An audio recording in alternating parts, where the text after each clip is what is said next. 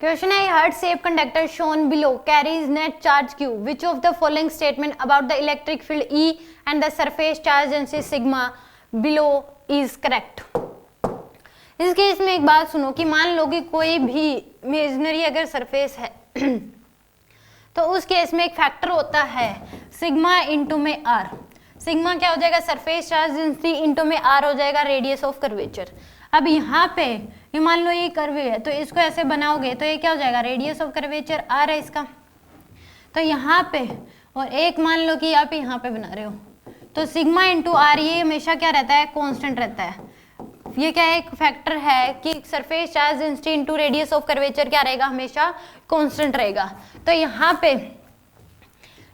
पे अगर आर, इसका आर देखोगे रेडियस ऑफ कर्वेचर वो क्या है आपके पास? ज्यादा है, इसका क्या है? कम है। तो यहाँ पे सरफेस चार्ज डेंसिटी क्या होगी? यहाँ पे ये कम है, सरफेस चार्ज डेंसिटी क्या होगी? ज्यादा होगी। यहाँ पे आर ज्यादा है तो सरफेस चार्ज डेंसिटी क्या होगी? कम होगी। तो यानी कि एक फैक्टर होता है कि सिग्मा इंटू आर जो है वो हमेशा क्या रहता है? कांस्टेंट रहेगा। सिग्मा होगा सरफेस चार्ज डेंसिटी, आर क्या हो जाएगा? Radius of curvature. कि जहाँ पे देख रहे हो कर्वी नेचर वहाँ पे क्या बना लो? एक सर्कल बना लो। तो उसका रेडियस इंटू में यहाँ पे ये क्या होगा? सिग्मा। यहाँ पे जो सरफेस चार्ज डेंसिटी होगी वो क्या होगी? कांस्टेंट होगी। तो यहाँ पे तो इस केस में अब इसमें देख रहे हो तो यहाँ पे भी एक कर्वी नेचर बन रही है और यहाँ पे भी। ये तो क्या एक फ्लैट पार्ट हो गया। तो इस केस में ज्यादा यहाँ पे क्योंकि इसमें अगर कर्वेचर बनाओगे तो आर की वैल्यू कम है, इसमें अगर ऐसे बनाओगे तो आर की वैल्यू क्या है? ज्यादा है। तो आर की वैल्यू कम है तो यहाँ पे सरफेस चार्ज डेंसिटी क्या होगी? ज्यादा होगी। और यहाँ पे आर की वैल्यू ज्यादा है तो सरफेस चार्ज डेंसिटी क्या होगी? कम होगी। यहाँ पे क्या होगी? ज्यादा। तो यहाँ पे सरफेस चार्ज डेंसिटी ज्यादा है तो इलेक्ट्रिक फील्ड भी क्या होगी? वहां पे स्ट्रॉन्ग होगी।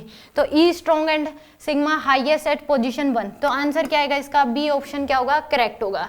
अब किसी भी कोई भी अगर मान लो कंडक्टिंग किसी भी शेप का है, कंडक्टिंग बॉडी है, उसके चार मान लो चार्ज होलो स्फीयर है तो उसके सरफेस पे जो इलेक्ट्रिक फील्ड होती है वो क्या होती है? K Q by R square.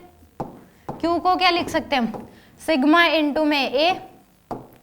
तो के सिग्मा इंटू ये आ जाएगा 4 पाई आर स्क्वायर डिवाइड बाय में आर स्क्वायर। तो ये आ जाएगा आपके पास के सिग्मा 4 पाई, इतनी इलेक्ट्रिक फील्ड होगी। के को क्या लिख सकते हो? 1/4 पाई एप्सिलॉन नॉट इंटू में सिग्मा इंटू 4 पाई। 4 पाई से 4 पाई कैंसिल तो सिग्मा बाय में कितना होता है? Epsilon not. कोई भी अगर कंडक्टिंग बॉडी है तो उसके सरफेस पे जो इलेक्ट्रिक फील्ड होती है वो कितनी होती है? सिग्मा बाय में एप्सिलॉन नॉट। तो सिग्मा ज्यादा तो इलेक्ट्रिक फील्ड भी क्या होगी? ज्यादा होगी। यहाँ पे पूछ ले तो कि इलेक्ट्रिक फील्ड क्या होगी? Sigma by epsilon not. यहाँ पे भी सिग्मा बाय एप्सिलॉन नॉट। किसी भी शेप का हो जाए वो कितनी होगी? सिग्मा बाय एप्सिलॉन नॉट के। तो जिसकी सरफेस, जहाँ पे सरफेस चार्ज डेंसिटी ज्यादा वहाँ इलेक्ट्रिक फील्ड भी क्या होगी? ज्यादा होगी। और एक ये ध्यान रखना है कि सिग्मा इंटू आर एक फैक्टर होता है जो कि क्या रहता है? हमेशा कोफिशिएंट कांस्टेंट रहता है। तो यहाँ पे ये रेडियस ऑफ कर्वेचर क्या है? कम है। तो यहाँ पे सिग्मा क्या होगा? सरफेस चार्ज डेंसिटी ज्यादा होगी। यहाँ पे रेडियस ऑफ कर्वेचर थोड़ा ज्यादा है तो सरफेस चार्ज डेंसिटी क्या होगी? कम होगी। तो पहले यहाँ पे सबसे ज्यादा होगी इलेक्ट्रिक फील्ड, सबसे ज्यादा एक फर्स्ट पे, फिर कहाँ पे होगी? सेकंड पे, फिर थर्ड पे और फिर क्या होगी? सेकंड पे। तो इस तरीके से आप देख सकते हो। अगर ये भी पूछ ले कि रेशियो क्या होगा, ऑर्डर क्या होगा, तो आप बता सकते हो।